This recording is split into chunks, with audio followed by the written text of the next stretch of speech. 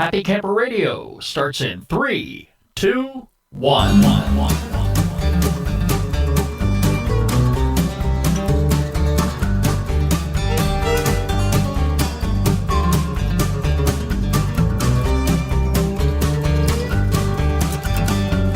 Hello, my friends. Welcome back once again to the Happy Camper Radio Show. This is, my friends, the place to be when you're ready to talk camping.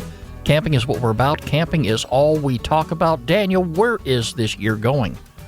We are in mid-October. You got that right. It's mid-October. It's burn season, Skip. You haven't burned yet. What's going on? No, hey, and I'm working on that, but I'm starting to think also it's almost going to be time for me to give you my Christmas list. Oh, okay. You know, and just we think, can do that. Just think. All the boxes that you load into the mail truck and have to take out there. I live right next door. Yeah, well, I don't do your route. I wish I did your route. I know the guy that does your route. Yeah, He's I'm sure. guy. Hey, I'm sure. Yeah, you did my route. My neighbor would be getting my mail, not me. Hey, but anyway, it's good to have you back. You know, it's been busy. Yeah, it's been busy. You have been busy. Unfortunately. Yeah, I have not seen very much of you. Yeah. How was your trip to Florida? It was good. It rained a little bit, but it was good. Don't talk to me about rain. Florida rain is a lot different from Georgia rain. When it rains in Florida, it's rain and then it's perfect. In Georgia, it rains and it's miserable. But it was good. You know, we went to Universal. We went to Busch Gardens. We went to a water park, SeaWorld and SeaWorld Water Park, and that was a lot of fun. We went to Big Cat Rescue in Tampa. We went to Clearwater Beach in Tampa, and that was gorgeous. My experience with rain is when it rains, you get wet. I don't care if you're in Florida. I don't care if you're in North Carolina. I don't care if you're in Washington State. But if you're prepared for it, it's not that bad. Oh, yeah. But you know something, Daniel? We're going to be talking about that on today's show. So I'm not going to get too much into it right now, but we're going to have a very good discussion. I think our listeners are going to really enjoy it. It's going to be educational, and it's going to be something to think about in the back of their mind when they go on a camping trip or even before they go on a camping trip and the weather turns sour. Mm-hmm. We'll talk about that on today's show. Our phone number here is 404-537-CAMP. You can like us on Facebook, follow us on Twitter at Camp Talker, and add us to your circles on Google+.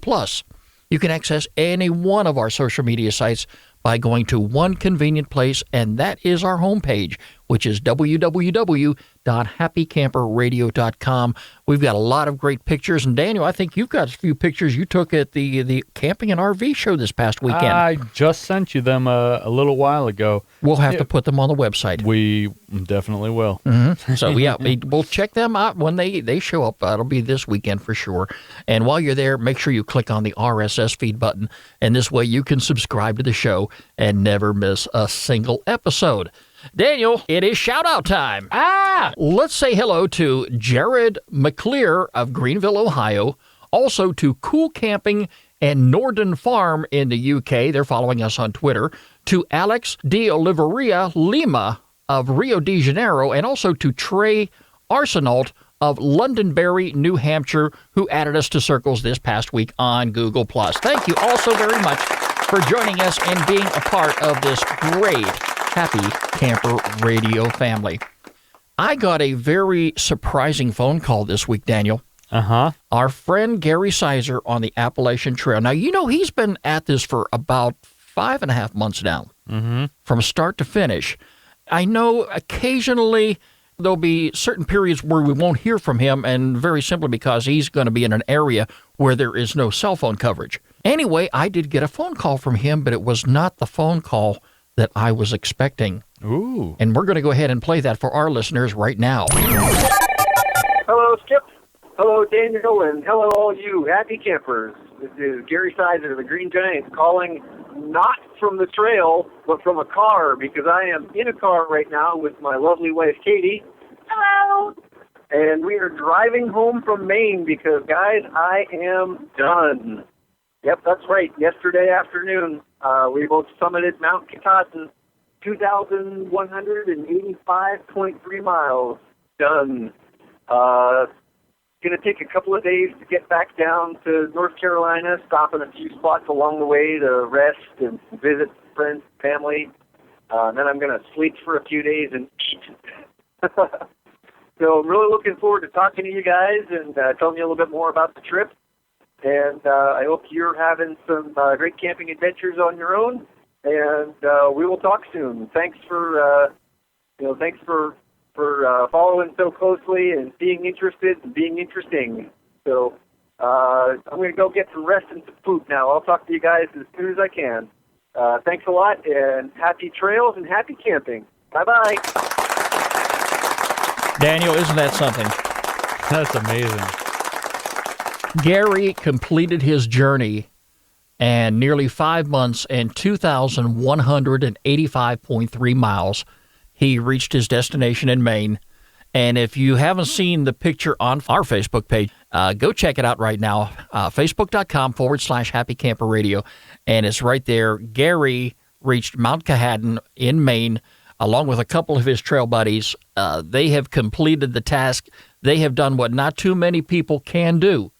And he finally made it. And I had no doubt he was going to do it. Oh, yeah. You know, it was just a matter of time. He did it under 6 months. And do you remember this, Daniel? And we're going to talk to Gary not too long down the road. He's got a lot of rest he's got to catch up on. I'm sure his wife has missed him tremendously, and he needs to spend some time with her. But when Gary first told us about his journey that he was going to take on the Appalachian Trail, he was mentioning something about getting close to Maine, then getting in a car, going to Maine at the trail end and coming down because a certain section of the trail was going to be closed at that particular time. Maine closes about mid-October. Yeah, I know that. And but that wasn't necessary. He bolted start to finish. Wow. And Gary, we're real proud of you, buddy. And we're definitely going to get you on the show. I'd like to get your wife on the show too, because I'd like to hear what it's been like for her all this time while she's been away, and I know she's been a big help to you while you're on the trail. And hopefully we can get a couple of your friends who you made out there on the trail to be on the show too. And I'm so looking forward to that. But Gary, you need to take your own time, catch up on some rest. I know you want to work on your book. Gary's website is going to be on our homepage for a little while because he's going to be adding some final thoughts. And we want to make sure each and every one of our listeners get the opportunity to check it out. And once it's no longer on the homepage, you can always find it in the link section under Skip's Corner, and just click on it there. It's Gary's journey of the Appalachian Trail, start to finish. Check out a lot of the great photographs that he has posted online, play-by-play from start to finish, and I'm sure it'll be more detailed when he gets his book finished. But Gary, we're going to be talking to you. Again, congratulations. We're so happy. I'm going to miss talking about you on the show on a regular basis. But, hey, again, congratulations. Daniel, here's something else. Now, I'm a outdoor camper kind of guy. Right. I'm an old-fashioned camper kind of guy. Okay. It has been a while since I had been in one of those big box stores. Yeah. Last weekend, I went to this one that's not too far up the road because there was an item that I needed for my canopy, and I wanted to pick it up since I was up that way. I went in the store. Number one, unfortunately, they did not have it in stock. But number two, I was just so overwhelmed by the number of new items that are out this year in the line of camping, in the world of camping. I was just totally floored by what I saw. I was like a kid in a candy shop. Oh, I've been there. A kid in a candy shop has it better than me. Daniel, I went through that store. I must have been in there in an hour and a half. Candy's a lot cheaper than the candy we like. Yes, and it's consumable, and you have to go back for more. Exactly. Hey, there were some great items in there, and I'm not saying that I want to live like the Joneses when I'm out camping. I don't have to have everything, but there are some things that I did see that I did eyeball that I said to myself, well, let me go ahead and get this. Nope, I'm not going to do that. Going to keep my plastic inside the wallet. I did leave with a couple other things that I found that I did need. I have some butane canisters for my camp stove. Right. You can't buy them just anywhere. So I grabbed about 6 or 8 of those and took them up to the cashier, put them in my camping supply box, and they're good to go for my next trip. All right. Yeah, and speaking of trip, Daniel, The last time I was on the program without you, unfortunately, I was telling everybody that I was 2 days away from packing my gear and heading to Hiawassee. Right. That trip, unfortunately, got rained out. I was so disappointed.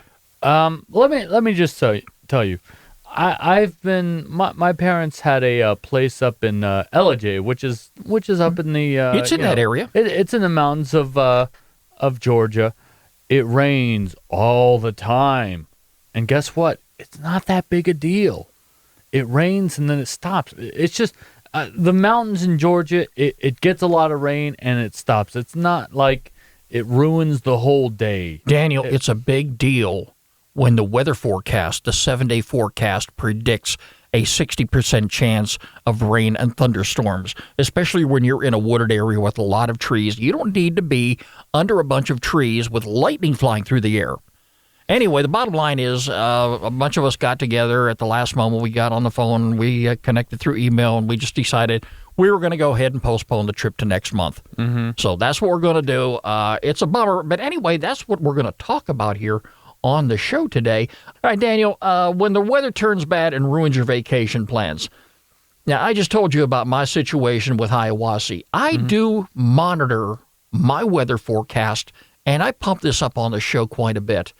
NOAA.gov, the National Oceanic Atmospheric and Administration website, it provides a 7-day forecast for virtually anywhere in the continental U.S. Right. All you've got to do is punch in the city and the state or the zip code, and it'll give you a 7-day forecast. That comes in very handy. Can I say something about this website? It is a lot more optimistic than weather.com or any of these other websites. When we went down to Florida, it was the most optimistic as far as the rain forecast went.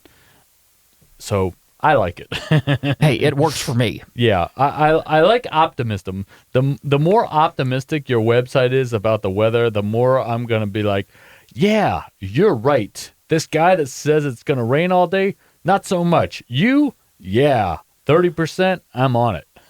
Well, Daniel, I wasn't taking any chances, and the other folks in my camping party were not taking any chances either. It's disappointing, and it can be even more disappointing if you're a young family and you have children, because they are so looking forward to going camping, getting away from the home, and you've already pumped them up to do a lot of things.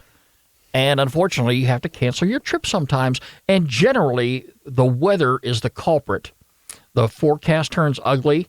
The thought of wet weather at camp is it's sickening to me. I've been through it several times. And the last thing I want to do is come back from a camping trip with everything soaking wet in the bed of my truck. And when I get home, I've got to reset everything up in my backyard for the purpose of drying it out. Okay. It's just too much, Daniel. This has been kind of a subject with me and Deidre. Okay. So we want to get another pop-up, maybe an A-liner. She saw an A-liner she likes, and then if you don't know what an A-liner is, it's kind of like a pop-up that's hard side, but she likes hard sides because it's easy and you don't have to worry about, setting up in the weather. But I like pop-ups because they provide a lot of room, they tow well, and in my life of camping, I've only had, I say my dad's set up our pop-up maybe twice in the rain the whole time I've been alive. So it doesn't happen that often, but A-liners, they're... Well, Daniel, let me stop you right here. The pop-up camper that you have does have a lot of room in it. It does. It's and I've been in there, and I was really surprised at the space you have. It's hard to set up in the rain. You know what I mean? And there's another reason why you need to go ahead and postpone your trip if the weather is going to be that bad. But it's not that hard. You can do it, but a hard side is a lot easier. That's what I'm trying to say. Okay. But anyway, one of the things that, like it says, the weather is generally going to be the main culprit if you need to cancel your trip. And think about what that does too. It dampens your other plans, your day-long hikes, your outdoor swimming, your outdoor cookouts, and any other outdoor activities that you may have planned with your family while you're camping. Some other reasons trips are canceled or postponed. Here's one: car repairs. Don't you just hate it when you're a day away from going to a camping, an outing somewhere, and you find out that you've got a repair bill now that is into the hundreds, if not thousands of dollars? I changed Deidre's oil right before we left, actually, because I always make Well, you're sure, supposed to do that. Yeah, I always make sure that our car repairs are right. Some people have work obligations. That's a thorn in my side right there. When you're off, you're off. We've talked about that extensively. In some cases, there may be family illnesses, and tragically, in some cases, there may be a death. And these are some of the reasons why camping trips are canceled. But again, like I said, weather is generally the cause. Always consider using NOAA.gov to monitor your weather changes on a day-to-day basis as you are approaching the big day when you will be pulling out of your driveway and heading to camp. Now, again, this provides a 7-day forecast. It's very detailed. The weather in Hiawassee was not getting any better until Wednesday of next week. So it was pretty bad. And I have been up there on good days. I've been up there in bad days. I would much prefer it be cold than anything else, but that's just me. And the neat thing about NOAA.gov, you can log in from your home computer or your smartphone. Put it in your favorite sections and use it. It's always good, too, to have a backup plan, especially if you have young children, because you don't want to disappoint them. My kids had been disappointed on a couple of occasions, and I felt real terrible about it. And at that particular point in time in my life, I really didn't have any backup plans. I didn't know what I was going to do when we had to cancel a trip. But it's better to do that before breaking the bad news to the kids. And always, if possible, sit down as a family and discuss, here's what we can't do, but what we can do now is this, and put some ideas out on the table. One of them may be consider going to a campground locally if the weather in your hometown is good. Maybe you plan on going out of town. Now, Hiawassee, from where we live, Daniel, is 2.5 hours away. Not very far, but the weather down here was great. And the weather in North Georgia was just absolutely terrible.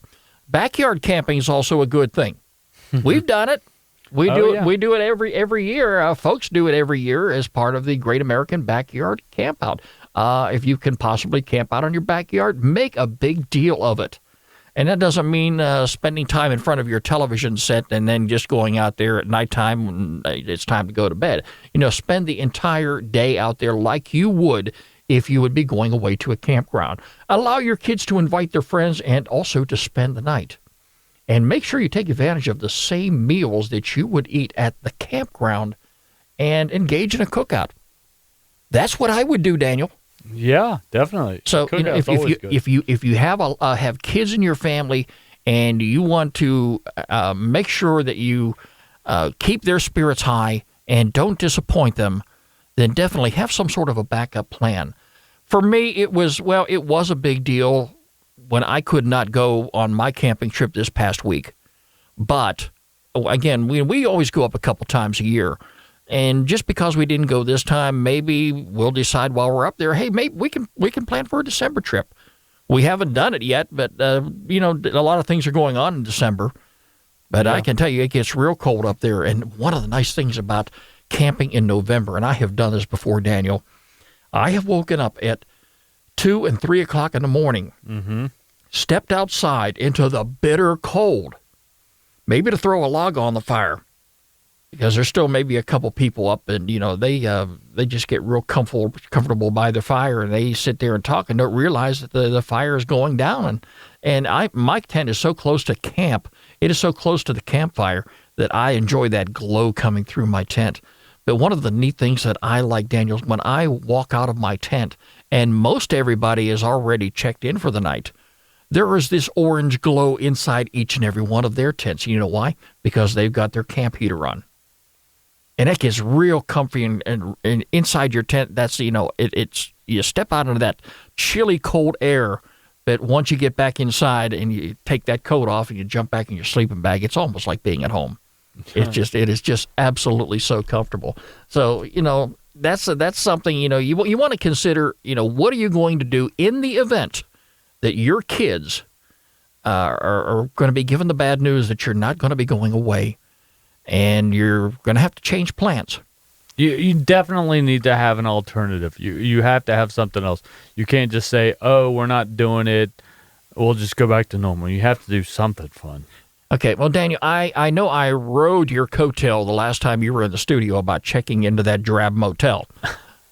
But if you're in a situation and you've got kids and, they're really looking forward to going and you really don't want to disappoint them, maybe, just maybe, in that case, if you still want to go to your destination, yes, you probably could check into a hotel. Oh. Especially if you had activities in that area that are indoors that you could still accomplish. Maybe there are some shops that you planned on going to. Maybe there's an indoor swimming pool or a rec center somewhere that you can go to. But there's a lot of things that you can do, a lot of indoor things you can do with your kids in the event you have to cancel your trip, you have to postpone your trip. Don't just throw the whole weekend away. Take them bowling. There's, hey. It's funny you say that, Skip. When I was down in Florida, I was thinking, like, all the stuff, a lot of the stuff that they have at, like, Disney World and Universal, it's indoors. So it doesn't really matter if it's hot or if it's cold. A lot of that stuff is indoors, and I think they do that on purpose because, the weather fluctuates from, month to month, year to year, whatever. And, I think that's the way to go. Yeah, but, and there's also a lot of indoor sporting events. If you just look for them, you'll find them. Oh, we've talked about indoor swimming. How about maybe taking them to a movie? Maybe do what you did, find a local camping and RV show. So you can do that. Do like I do. Go out and buy some new gear. Go shopping. Or just say, no, I'm not going to spend my money, but once you get in there, you find out you're going to spend it anyway, and make it a family event. Don't disappoint your kids by staying at home. If you planned on going away and it's the last minute, trip is going to be canceled because of rain, because of bad weather, find something else to do and sit down with the kids, include them in the decision on what you're going to do. And one other thing, I want to point this out too, and this is something, you've got to be mindful of as well. And it's going to be on an individual case-by-case basis.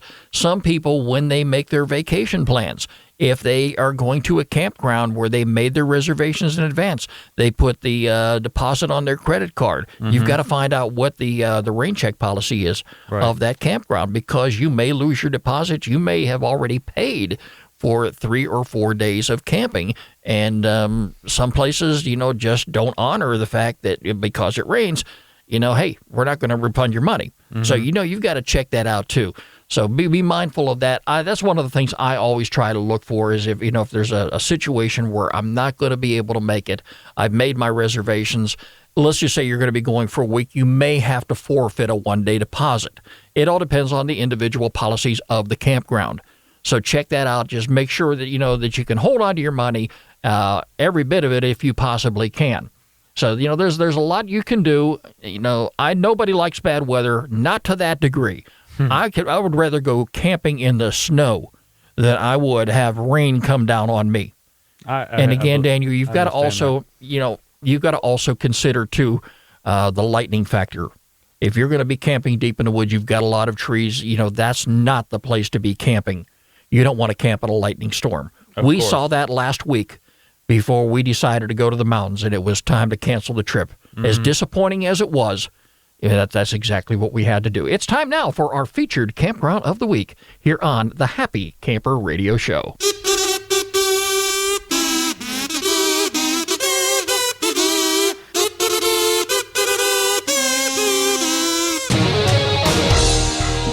Daniel, we have not visited the state of Virginia in a long time. I went there last year. You went there last year? Yeah. That's right, you did. You had a great time. In fact, it was good. I think we still have some of your photos that you brought back posted on our website. Oh, yeah. But nice. One of the things about recreation.gov that I really like is a lot of these individual websites have photographs, so you can see exactly what you're going to be walking into when you make a reservation at each of these individual locations. And this particular campsite, Daniel, it is the Bowler Mountain Recreation Area in Virginia. They have a lot of great photographs right there on their website, and this campground sits right on a lake. It's Lake Muma. Can you believe that? Whoever came up with that. But it's very, very beautiful. You've got to check it out, and it's going to be on our homepage under the featured campground section all week long. Bowler Mountain Recreation Area is a great destination for visitors looking for a fun getaway on the lake. The area provides plenty of activities: boating, fishing, hiking, volleyball, and a playground for the kids. If you've got a young family, you definitely want to choose a campground that has a decent playground. So, there's a lot of information you can find on their website. It's part of the George Washington and Jefferson National Forest, and that spans across Virginia and parts of West Virginia and Kentucky as well. And these forests protect about 40 tree species with mostly Appalachian hardwood and mixed pre-hardwood forest.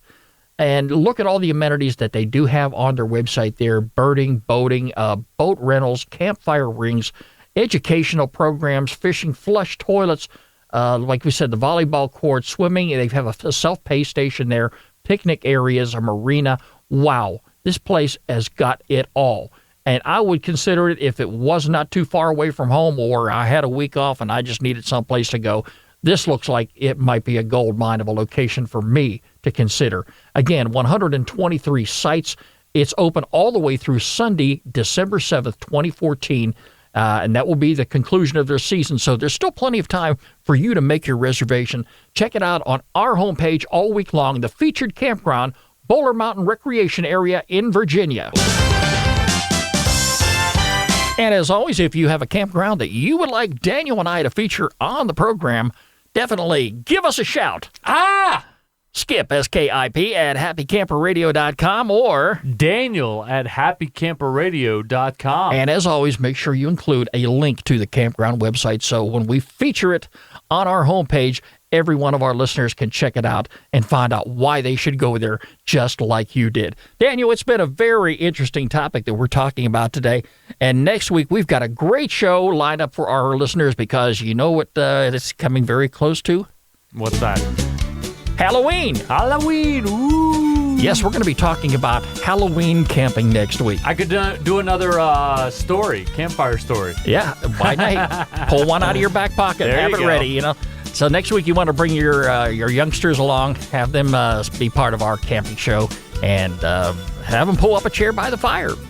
We'll talk about definitely. Halloween on the show next week, and we look forward to being here as well. Don't forget, you can catch us online anytime at www.happycamperradio.com. Like us on Facebook, follow us on Twitter at Camp Talker, and add us to your circles on Google+. The Happy Camper Radio Show is a presentation of Skip Huber Productions. I'm Skip. I am a happy camper. Daniel's a happy camper, and you, my friends, can be a happy camper too. We'll catch you next week. This is Happy Camper Radio.